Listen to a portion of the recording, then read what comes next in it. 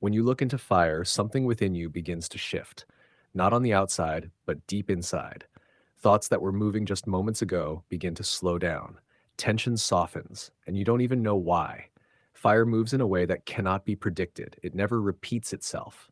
It never forms the same shape twice. And because of that, the mind cannot grasp it. There is nothing to hold on to, nothing to control.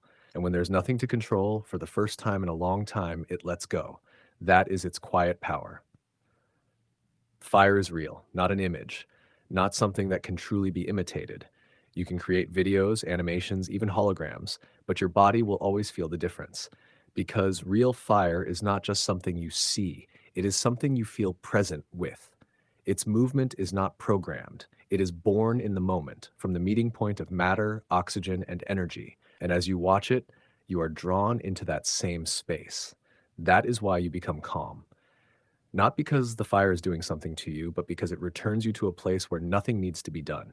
Fire is one of the fundamental principles of life, not as an object, but as a force of transformation. Earth holds, water flows, air connects, fire transforms. It transforms without asking, without hesitation, without holding on to what was. Everything that touches it changes, not because it chooses to, but because that is its nature. And here, something deeper reveals itself.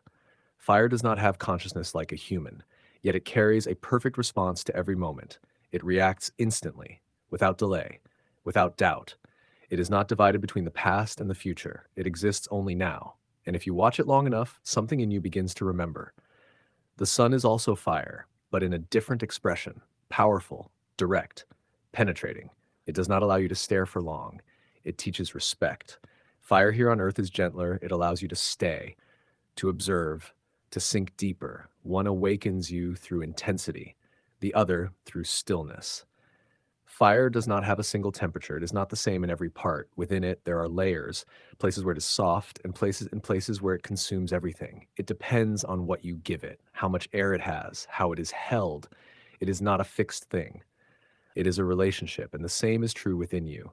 There is fire in you as well, as passion, as the impulse to act, as anger that can rise in a second. All it takes is a spark, and if it finds fuel, it grows. A thought, a memory, a reaction, and suddenly you are burning. But here's the difference. Fire in nature cannot stop itself. You can. You can look and realize it is not you, that you are the one who sees it.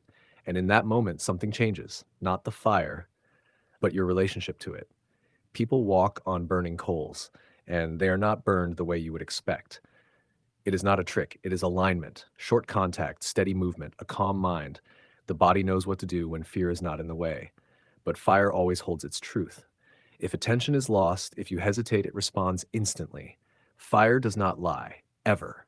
And that is why it is such a pure mirror. When you look into it, it shows you nothing. It removes slowly, silently, effortlessly. It removes tension. It removes noise. It removes the need to figure things out.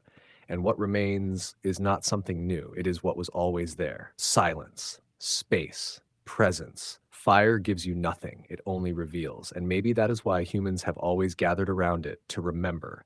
This is only the beginning. Fire is not the end of the story. It is the first gateway. Beyond it, the other elements are waiting, each carrying a different truth. And when they come together, it is not knowledge that appears. It is understanding that no longer needs words.